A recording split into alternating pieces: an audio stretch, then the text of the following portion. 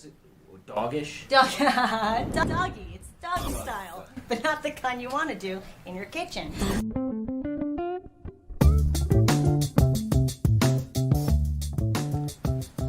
Hey guys, Bobby here with my friend Jessica. So Jessica and I were out last night at just hanging out at a bar with a few people, and one of the things that we do sometimes is we like to just observe what's going on, and sometimes laugh about it, sometimes really say, oh, that's kind of a good conversation, bad conversation. And what we want to do today in this video was kind of give you her perspective on what kind of conversation will engage her, intrigue her, want to continue versus the type of conversation that's going to make things really, really boring. So first off, welcome, Jessica. Thank you, Bobby, and thanks everyone for having me. So I guess the first question I'd have for you is, what is like the worst way a guy can start a conversation? Assuming you're out, hanging out, it's you. Let's use like an example last night. A few of us are standing by the bar. We're having drinks. Right. A guy kind of walks over to order his drink. He turns to you, and he wants to start a conversation. Yes. You said the worst way. Yeah, let's start with the worst ways because, ways. that when you hear the worst way, it kind of gives you an insight, oh shit, that's probably what I was doing. And you can maybe recognize it and Right. So, I always say there's always two categories that we women put y'all into when it comes to starting conversations with us, and it's either the sheep or the dogs. So the sheep are the people that kind of, fall into the background of your life. The barista at Starbucks, maybe your coworkers that you see every day, people in traffic around you. So when you say stuff like, hey, how you doing? That's kind of something anybody could say to anybody. Any stranger could say it to another stranger. That's a step that we phase out and we think, all right, this really isn't anybody special. Yeah. How special do you feel when I really ask hot you? In here. Yeah, it's really hot in here. How special do you feel when I say that, Bobby? Not at all. Very special. The second category is what I call the dogs. These are guys who are looking at us like we're a piece of meat. Like, you don't even know us yet, but you're like, oh, I know I need to eat it. Like, I don't know about you, Bobby. I have dogs. Anytime I whip out, like, a freaking Vienna sausage or anything from, like, a Ziploc bag, they go fucking nuts. Yeah. They go crazy. She's like, I just say something. These are the guys that come up to us and say things like, hey, I think you're looking really great. I just had to come say hi. That's what we are right now. You're only coming to us because you see us as a hot chick, and that's the category we put you in. Again, these are things like, oh my, hey, what's up? How you doing? Looking pretty good over here. And what's the fine line? So how does a guy express interest? And we'll talk a little bit about the type of conversations, but just because you're talking about looking good, right? Yes. That's a compliment in a way. What makes that a bad compliment? Because we were talking off camera, and you said, I love being told that I look good, but how do you do it in a way that's actually intriguing versus, what is it? Doggish? Doggy. It's doggy style, Doggy. but not the kind you want to do in your kitchen. So the way you can compliment a woman, or the way not to compliment a woman in terms of the first thing you're saying, it's one thing to say, like, I think you're looking really good, versus, you're the only woman I've seen in this club who can pull off an outfit like that. Now that's particular. Now what you're doing is you're separating me from all the other meat that you can go and bite.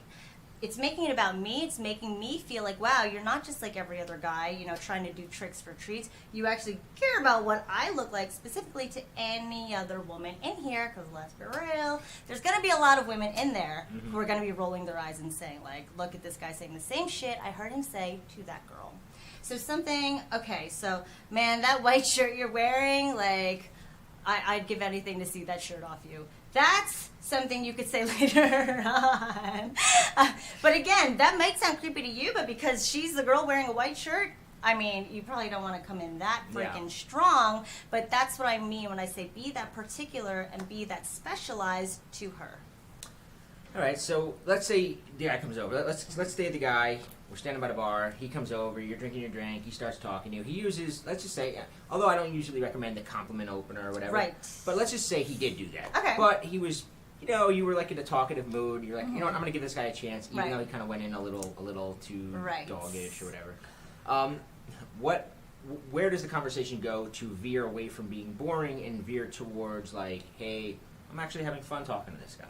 Okay, so are we still talking about like the compliment opener? I'm just talking about, it doesn't matter what he opened. Let's just, we use that as an example. He came over, he said, oh, you pull off that dress really well. It's a romper, thank you.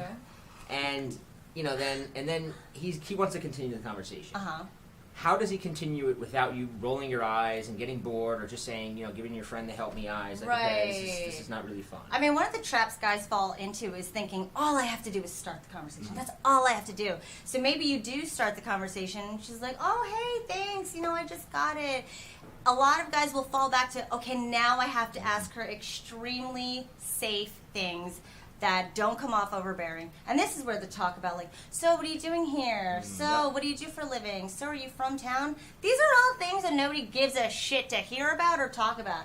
I don't know about you, Tony, but I don't know how excited, I can't get excited over saying, oh, I'm from New Jersey. How excited do you get over saying that? Yeah, it's like auto response. You just automatically, the minute that question comes out, you don't even think about it. It's just like, out there, and you're kind of tuned out of the moment because you're just on autopilot. Right. And, these are questions that make a woman feel obligated to talk to you. So now not only have you, all right, now you got in the conversation, but now you're going to make her feel obligated. The second she feels obligated is the second she's going to feel pressure, and that's just a downward spiral from there.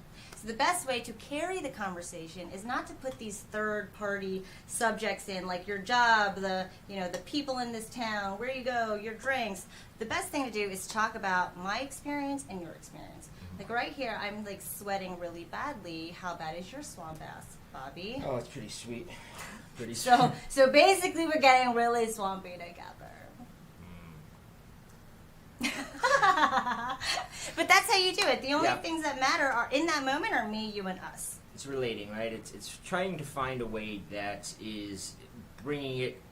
What I like to think too is bringing it like you can how I relate to you, even bringing either together or my reaction to you in a sense. Where if you're talking and you say something along the lines, like let's just say you wanted to say, where are you from, right? Right.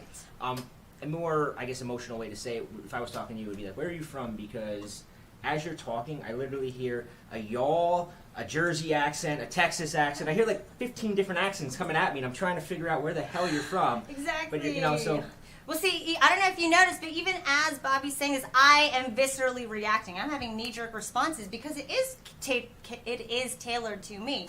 And if you're able to do that, instead of where you're from, I hear a specific accent, I don't even know what to make of it. Now you're specializing it to her. Now it's not just where are you from, it's I want to know you. Yeah. And that's what causes those knee-jerk responses that you just saw just now. So, okay, now you've got a knee-jerk response. He's got some interest. What, give me a topic, right? Because you said, we talked earlier that, all girls like different topics, you don't really know. Either how does he find out what you like in a way without just kind of hammering you with like, so what are you into? What do you Right. How does he get that out of you naturally to get on a topic that is actually interesting? And I know, I know that the topic itself is always going to be about you, but to carry a 20-minute conversation, where's he steering it? Okay, we've been talking about this all the live long day in regards to what is interesting. So the most interesting thing that you can possibly talk about with a woman is herself. And you obviously, you might be at home thinking like, okay, so I just have to talk about her. Not necessarily. You don't want to laser focus and make her feel like, oh my God, get over me. The point is to talk about yourself in a way that generates interest from her. That's leading the conversation. If Bobby opens up and says, that's how memorable our conversation was. If Bobby says to me, listen, I'm from Jersey, and you know what? I need to know where you're from because I'm hearing a certain way you're saying talk and coffee. Him opening up now gives me the opportunity to relate to him. And if you give her opportunities to relate to you and engage with you, what you're doing is you're making her feel like, ooh, look, I can relate to him. Ooh, look, I'm talking to this guy. It's going to make her feel that much more invested in you and that much more interested in you. And you can also always find a way, like she said, to bring it back to her by, and if you're kind of, I would say if you're kind of like stuck of how do I bring it back to her, one of the classic things to do is like, you're not like the typical Jersey girl. Because then now it's back to her, she's going to say why, and then you can kind of explain it, and it's still about her. Even if you then go and talk about the typical Jersey girl, it's still related to her. Right. Yeah, exactly. Your experience. You're not a typical Jersey girl. Like, oh, how do you mean? I don't know. My experience of them is X, Y, Z. And, you're probably going to hit it on the head every single time. As long as you're talking about your experience, she will find a way to be like, oh, yeah, definitely. I see what you're saying. And would you say girls will give you the benefit of the doubt, right? Like Always. Because I think a lot of things is that Always.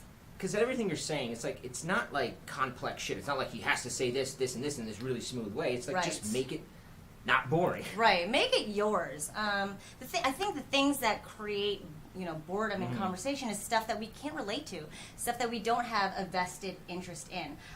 If you're going to be hit or miss talking about your job or the music you like, it's always going to be hit or miss. But if you're always talking about things that you can relate to on a human level, it's going to be 100% hit every single time. So as long as you can cater that experience back to, hey, this is my experience, what's your experience like? She's always going to have a vested interest, and you're going to have a vested interest.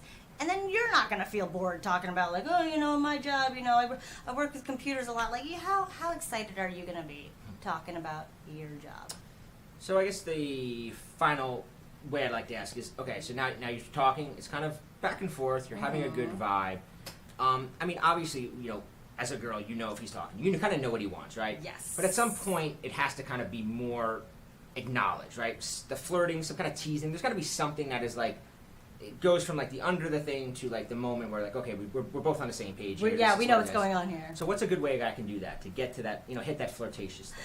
To hit that flirtatious stage, I always say there's the middle ground between creating interest and intrigue to creating desire is you have to create a positive experience. You got to get her laughing. I think a lot of people take for granted the fact that, yeah, sure, you can have a great conversation. We can talk all the level and be, oh my God, in Jersey, yeah, oh my God, me in Jersey. But if him and I aren't laughing together, it's going to be really weird when he's like, man, I don't know, that romper is making me think really dirty things. I'd be like, what the? I thought we were just talking about the Everglades in New Jersey. Yeah. It's going to come off weird. But the in-between of getting her to laugh lets her feel not just comfortable with you, but now she has a positive experience. So when this guy that she has a positive experience with actually, lets it be known that he wants her, now we're going to be like, ooh, and he wants me? Like, yes, finally. But you have to make her feel good about you first. Yeah, I think laughter really is social lubrication. It's Oh, like God, it kind of like lubes it up and makes it like, it's like, oh. So Jess, I know that you have another video and actually a whole training called Speak to Spark Arousal. Yes. What exactly, give us some other ideas of what they'll learn. There's a link to check it out below, but, entice us. So basically, I like that you said that, entice us. So basically, Speak to Spark Arousal takes you through the whole process of creating initial interest and intrigue, and then moving forward to having a positive laughing experience to moving into flirty without being weird or creepy, because a lot of people don't know how to navigate that space in conversation, or they just